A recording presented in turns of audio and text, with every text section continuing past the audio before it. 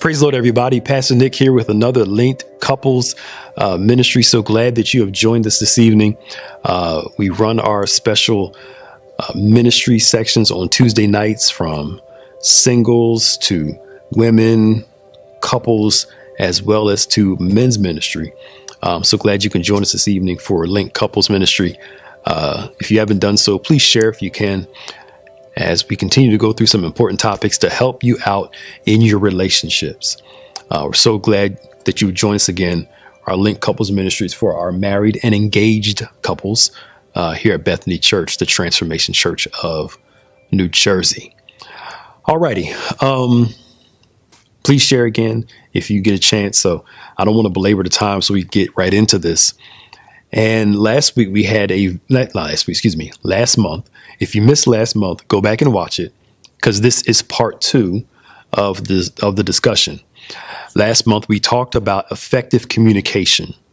We went through some points about how to converse with each other successfully so that you can have those hard conversations and not feel like chopping each other's heads off and, have those difficult conversations and still like each other after the conversation's over, those conversations.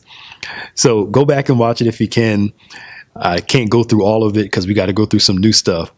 But we talked about mastering the art of having hard conversations, being able to hold up against cross-examination,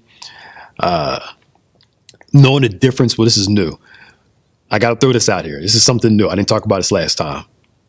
Learning that an interjection is the same thing as an interruption. It's funny when we have a conversation with somebody, when they try to talk over us, they're interrupting us. But when we throw something in there when they're talking, it's I was just saying, or I just need to clarify, or let me interject. But we don't give the person the same space to do the same. So maybe it's cool that we just kind of be quiet, let the other person talk, unless we need to find a way to nicely kind of put it in there to put some perspective to the conversation. But let's stop mincing words here and trying to call something that is not. An interjection is still an interruption. All right. Come on. I know somebody's guilty watching this now, but we have to be able to give the person a chance to talk, give us a chance to share our feelings, and also bring perspective to the conversation. I think if we would just learn to respect each other when we talk, it'll make things a whole lot easier during the conversation. We won't need as much apologizing and all those things if we would just have those conversations and always look to honor the person, even when you're having difficult conversations. Love should guide the conversation. Love should guide the conversation. There are times when you're not going to like each other, but you have to allow love to guide the conversation. Because again, an argument, if you want to call it that, is not a competition on who's going to win. Having a hard conversation is to bring resolution, not to, I'm going to tear this person's head off and they're just going to have to deal with it. That's not what God wants us to do. We should be able to have these difficult conversations. We ended it off last time about giving your spouse the ability to lovingly correct you, the space to be able to have those difficult conversations. And I'm of the philosophy, if I'm wrong, I'm just wrong. We don't have to argue back. We don't have to fight. Sometimes an excuse actually adds more offense and adds more logs to the fire. Oftentimes it's best, if you're wrong, apologize and move on.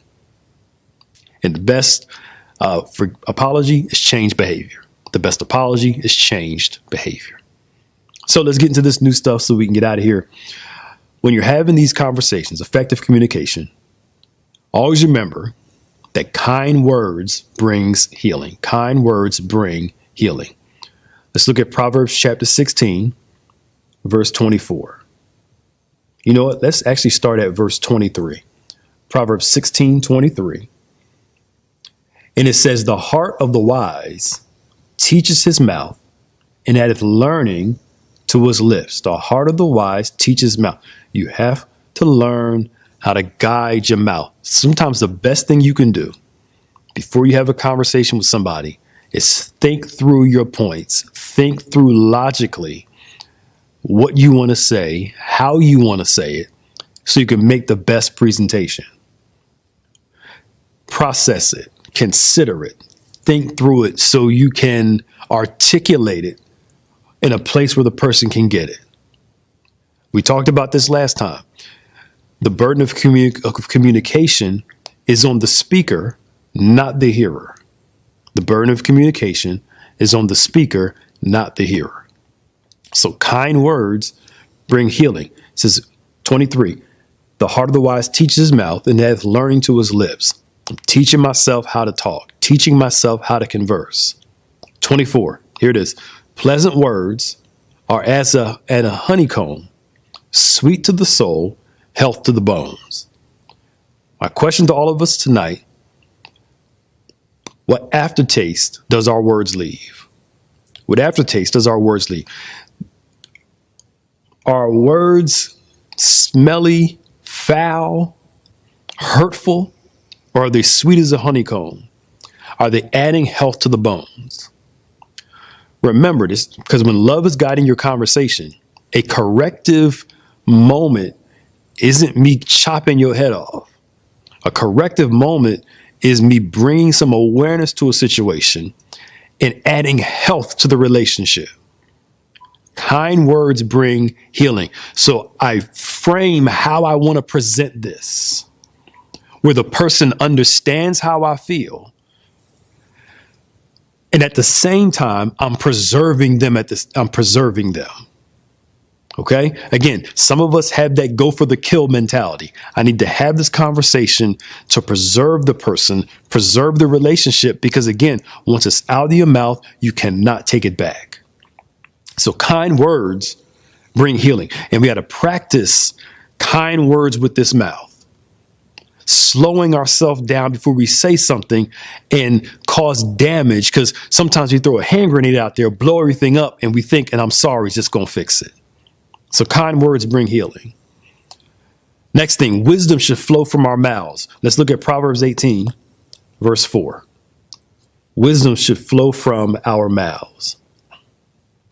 Proverbs 18, verse 4 says, the words of a man's mouth are as deep waters, and the wellspring of wisdom as a flowing brook. That wisdom should flow from our mouths. We should be known for the wisdom that comes from our mouths. Just because you think it doesn't mean you have to say it.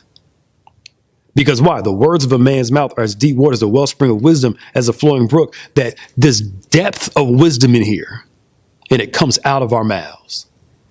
That when people come to you, you know it's working as they start coming to you for your wisdom and for your advice, because you're known to be as a person that's a well flowing of wisdom. You don't know it all. You don't know it all, but you have a wisdom flow that's flowing through you by the word of God, by the Spirit of God, by life experience. And you're known from that. Wisdom should flow from our mouths. The next thing I want to talk to you about is research before you accuse. Research before you accuse. Let's look at Proverbs 18:13.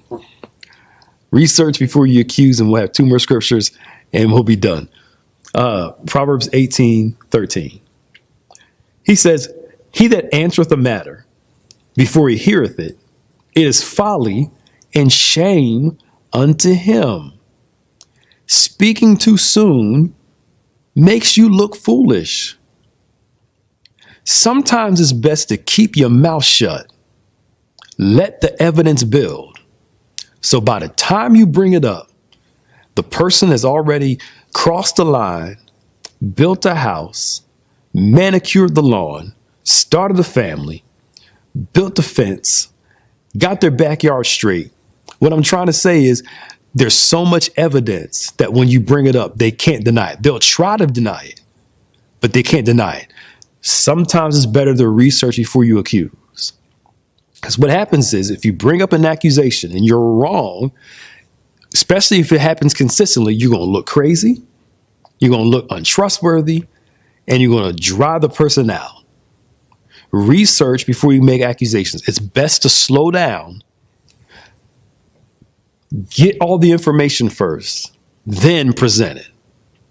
Because it's a folly and a shame if you answer a matter before he hears it. Now, this generation has a hard time doing this. The social media quick posts to get something out there is messing us up, because we're quick to post things without waiting for the information to come out first. We go into accusations. And how many times you've seen people, saying this person did this person said this, and all of a sudden the other side of the video came out and showed what really happened. And then everybody who posted about it, well, they either some apologize or some act like they never said it. But the reality is that before we start making accusations, we must do the research first and let the facts come out. Because why? He says, if he that answereth the matter before he heareth it is a folly and a shame to him. Research before accusation. Now, I feel like saying this. Some people ask oftentimes, passcodes in a marriage. Here's my belief on that. If I'm not doing anything wrong, I should be able to give you all my passcodes and have no problem at all. You can have email, phone, all that stuff. I'm good. I trust you enough to give you everything, but also the other person should trust you enough not to have to search through everything. Oh boy. So it goes both ways. Now, this is my opinion. I'm good. I'm not doing anything, so I can give you everything. But also, I'm good enough to trust you enough not to go through everything. When you have that level of trust in your relationship, you can just say, here, I'm an open book. And then the other person says, I don't have to go through all the pages of your book to see what you're doing, because I trust you that you're doing the right thing. Why get with somebody or get married to somebody that you got to check what's going on with them every single day? Who they talking to? Are they cheating? You turn from a spouse to a detective, and that will exhaust you after a while. Always searching to see what's going on. That means you don't trust the person. And that requires some counseling, some other help. But something's wrong with this equation, because why? Some of y'all saying, well, Pastor, you said do research first. I'm not talking about that amount of research doing all that. Because if you're to do that every single day, how's a relationship going to work where there's no trust? Where if you do look, you don't find anything. But you also trust the person enough where you don't have to look, and you trust the person enough where I can just give you my passcodes and I'm fine. Take my phone. Go through it. I don't care. All right. So watch this. Some of y'all are having a hard time. So next thing, knowing what to say and when to say it is important. Knowing what to say and when to say it is important. Go to Proverbs 25. Proverbs 25. And let's look at verse 11. Proverbs 25:11. He says, a word fitly spoken is like apples of gold and pitchers of silver. A word fitly spoken adds value to the picture that's being painted. A word fitly spoken, knowing what to say and when to say it. Picking and choosing, how am I going to frame this? And when am I going to bring it up? Okay? It is important. You got to know your spouse enough to know how to say it, when to bring it up, get the point across. So, for example, somebody been working all day long. You finally get home. They're tired. They say hello. And the first thing you say was, how come you didn't do, how come this, how this, and as soon as you walking out, it's like a machine gun of just words. And the person's like, yo, can I get into the door, please? The reality is know when to speak. I'm using stuff facetiously, when to speak and how to say it. Things like, you never take the trash out. You don't care about me, versus I can reframe this. You love me and I love you. And if you love me, and I love you, I do things to please you. Please do things to help me out. how you say things are important. Those of us who are very direct in our conversation have to learn to layer things when necessary. Because again, if I look to always honor and respect, that guides my conversation. It guides how I talk and guides what I say. Knowing what to say and when to say it is important. All right. So instead of, going off unnecessarily. Now, I mean, there are times where, you got to say some extra stuff, to get some convincing across. But even that, you frame it the right way. But again, if you always look to honor, respect, and love the person, it guides how you say it and when you say it too. Okay. That's important because why? You want a word fitly spoken. So it can be like apples of gold and pitchers of silver. Okay. The other thing, just because it's on your mind, this last point, just because it's on your mind doesn't mean you have to say it. Just because it's on your mind doesn't mean you have to say it. We're supposed to speak to lift up and not to tear down.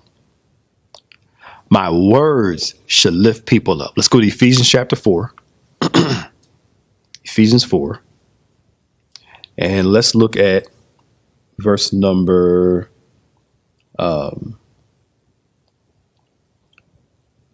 let's look at verse number 29. Ephesians 4:29.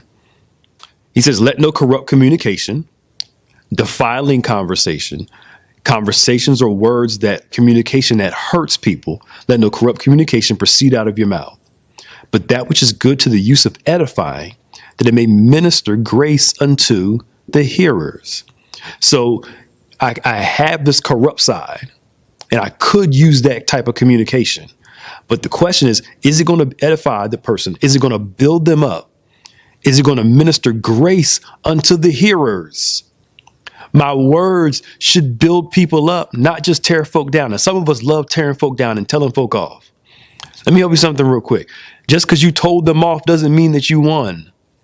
If you lose the person, guess what? You lost.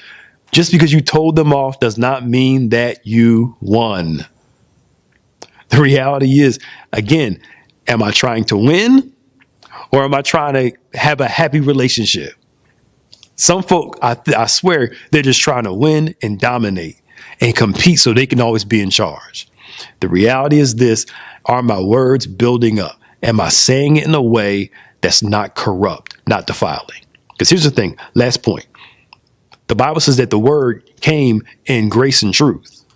The word came in grace and truth. It showed up full of grace, full of truth. The grace part is the cushion for the truth. The grace is the cushion for the truth. And the truth does not eliminate the grace. They both work together. I say what's true, but I say it with grace. And grace does not eliminate the truth. Grace does not eliminate what's going on. I can love you and still tell you the truth. And watch this, because I love you, I tell you the truth. And because I love you, I season it with grace. Hope that makes sense. Because the word comes full of grace and truth. The truth needs the grace and the grace needs the truth. Because grace does not eliminate truth and truth does not take away from grace. They both work hand in hand. Am I using my words to build people up? God says, I know the thoughts I have towards you, thoughts of good, not of evil, to give you an expected end. My thoughts towards you are good, which means my words towards you are good also. Your words are a product of your thoughts. If you want to fix your words, fix your thoughts. All right, y'all. We'll come back soon and gonna give y'all some arguing and conflict management tips. It's gonna be fun. Some argument. I'll teach you how to argue. That should be fun coming up. So glad you guys can join us for another Link Couples session. We'll see you on tomorrow night Bible study at 7:00. And God bless you. We love you. And